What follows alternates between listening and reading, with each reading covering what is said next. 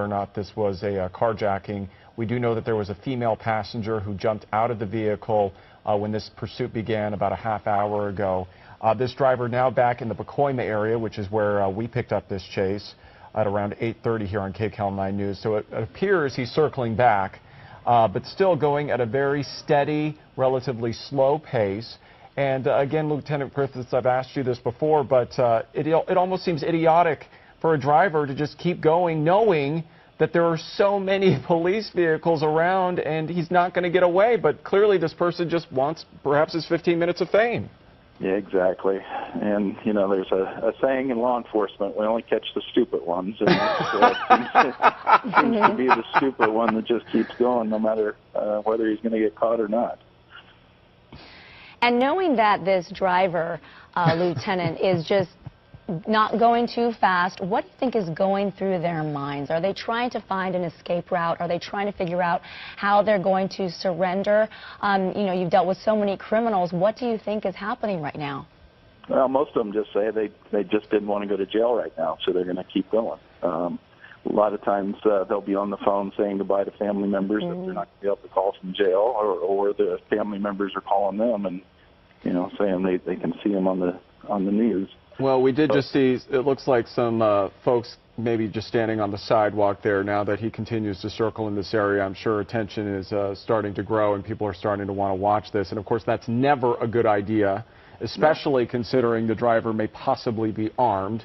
And we don't know for sure, but we think that this may be a stolen Uber vehicle. So certainly for folks at home, if you are watching this right now, please don't come outside. Please stay indoors and don't try to communicate with the driver. Obviously, this is a dangerous situation, and certainly law enforcement does not want you to sort of get up close or involved in any way. Now, does it look like this driver to you, Peter, is speeding up a little bit? I would say it looks like earlier when we saw him, he was going probably, I would say, about 30 miles per hour, and now it looks like suddenly he's gaining traction. So why he just now decided to pick up steam, we don't know for sure. But Lieutenant Griffiths, you've dealt with this type of situation before. What do you think perhaps is the tactic here or the end game for this driver in this pursuit? Well, normally when they start picking up speed, they think they're gaining a little distance on the police cars, so they can get a little bit of distance and maybe jump out of the car and run and get a couple of seconds of advantage on the run. But again, the helicopter's overhead, so they're really not going to be able to secrete themselves anywhere that the helicopter's not going to find them. And at what point, Lieutenant, does the LAPD or even the CHP say, you know, this is not worth it? There are so many resources being put on this one driver, this one suspect. At what point does LAPD say, you know what, we're just going to stop? Well, if they know who the driver is and they can contact them later, that's one reason they could stop. Again, if he's a hazard, they'll stop, keep the helicopter following him. There's several things they have to ask themselves. Is it worth, you know, endangering the public to get this guy into custody right now, or can we just try again later? And at what point do other agencies possibly get involved? Do you think the LAPD is going to be the main agency on this, or perhaps do other cities, you know, I know he's been crisscrossing across the San Fernando Valley. Do you think that perhaps other agencies may step in as well? Well, as long as they have radio contact and they have their helicopter overhead, normally the primary agency will stay involved in the chase. If he gets on the freeway, they offer it to CHP, and in the case of CHP won't chase or join a chase. They will take over a chase, and all the outside units other than CHP have to drop out. But the primary units or the primary agency usually stays with it if they have good communication, they know where they are, and they have backup units with them.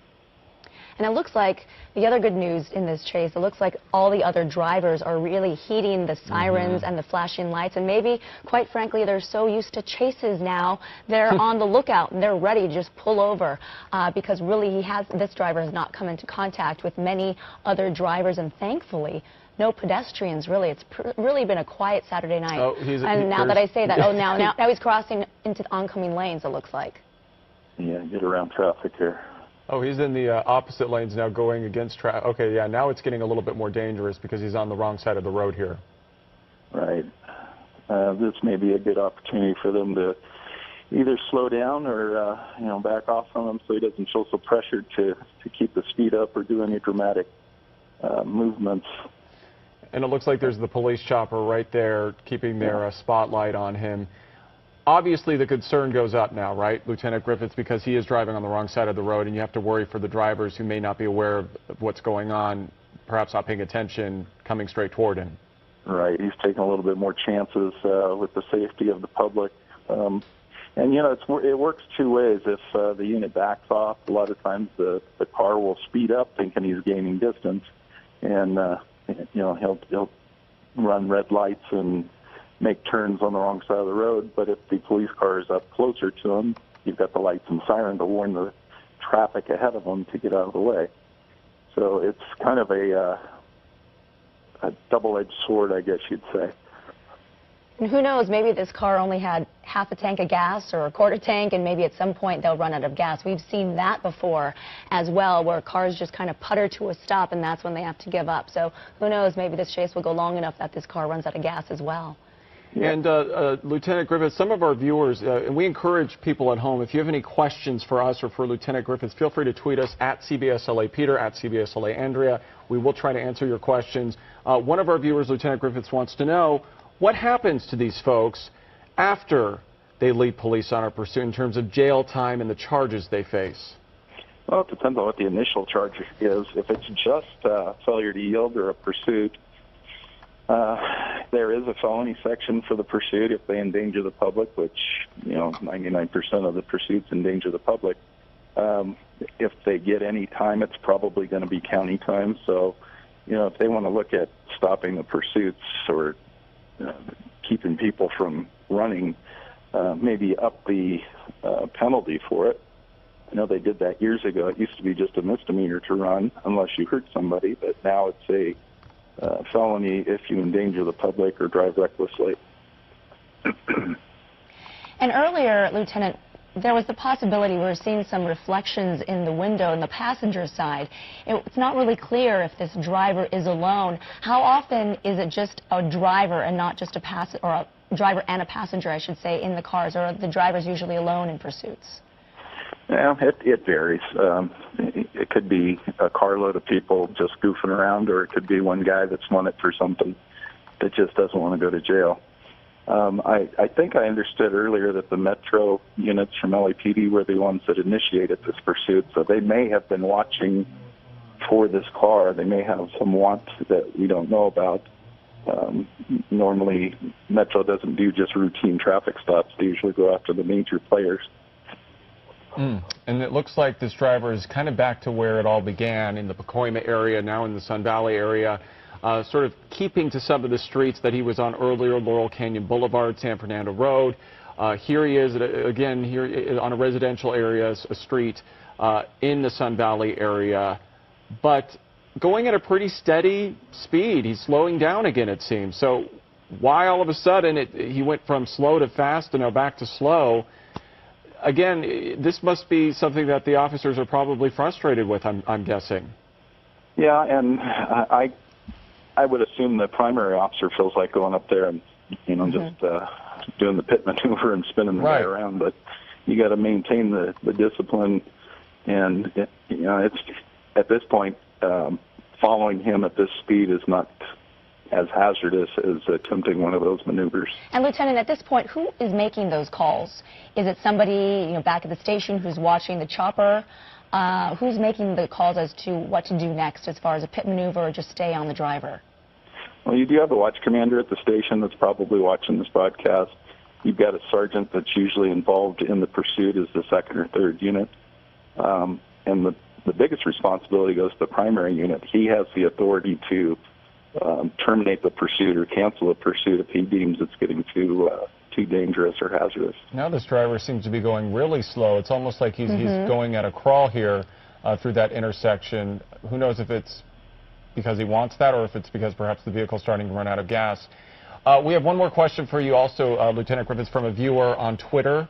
Again, you can send us your questions at CBSLA Andrea or at CBSLA Peter. We mentioned earlier there was a passenger, a woman who got out of the vehicle. We don't know if she is a suspect in this, but If she is somebody who is connected with this driver, what kind of charges does a passenger face involved in a police chase? Excuse me, involved in a police chase, usually none, because they're not in control of the car. If they were involved in some crime other than just the chase, then they would be detained for that crime. And Lieutenant, we're seeing this driver go slow and then speed up again and then go slow, and we think maybe it's going to come to an end, and then he speeds up again. What is going through the officers' minds? Why can't they, as a viewer, we're watching this saying, why can't they just do a pit maneuver right now? What are the limitations? Well, it depends on the individual department. And again, if this driver is presumed to be armed, they don't want to spin that guy around and have him facing head-on with them. They want to be able to control the situation, as in a felony stop or a high-risk stop. With certain departments, if it goes for a certain time and they're under a certain miles per hour, they can use their discretion and go ahead and do the pit maneuver. There's very, very few departments now that do not use the pit maneuver, so chances are if you run from the cops, you'll get spun around by the police car. And again, we are hearing that the driver of this Uber, this Toyota, may be armed. We think there may also be either someone or perhaps even a dog or an animal in the back seat. We saw some type of movement in the back of this car. We don't know if that's a person or a dog. We do know that there was a woman passenger who jumped out right before we started following this chase at around 8:30. Here he is approaching a busy intersection, and he's going to make a turn. When there are other people in the car or even animals, Lieutenant Griffiths, what happens in terms of how the police deal with that? Well, there's a concern if there's a passenger in the car that may be an unwilling participant in the pursuit.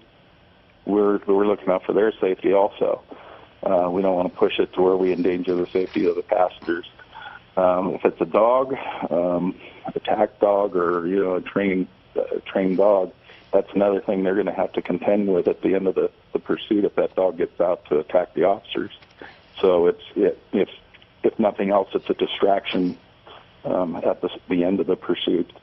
But again, with passengers, you want to make sure their welfare is looked out for also. Now, this is Sherman Way, we're being told, in North Hollywood. This driver has gone from Pacoima to Sun Valley, back and forth from those two cities. Now, this driver is in North Hollywood on Sherman Way, and you can see that there's a lot more activity in this area as far as cars, so it's going to be interesting to see what happens next. Yeah, and he did pass the freeway, so yeah, the 170. Doesn't want to get on the freeway. Yeah, that was the 170 freeway he just passed. And as you mentioned, Andrea, definitely seeing more traffic, more congestion here in the North Hollywood area. Earlier when he was in Pacoima and the Sun Valley areas, it seemed pretty empty. He had the road pretty much to himself, but now he's approaching a much busier area here in North Hollywood on Sherman Way.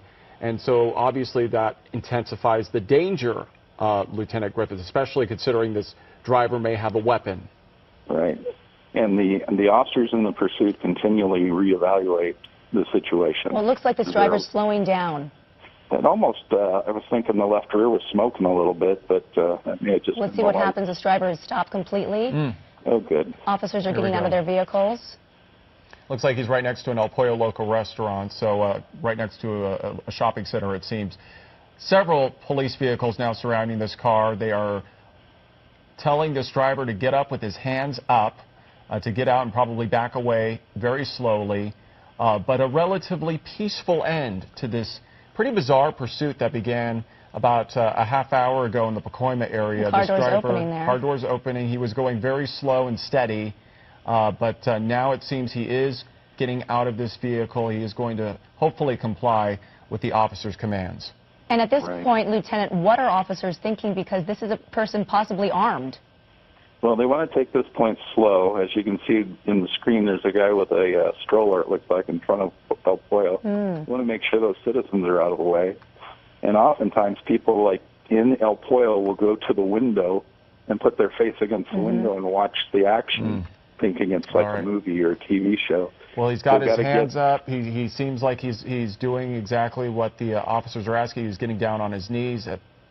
I'm sure in just seconds they're going to move in and put the cuffs on him. But wow, there's somebody standing right there with the baby stroller. Oh my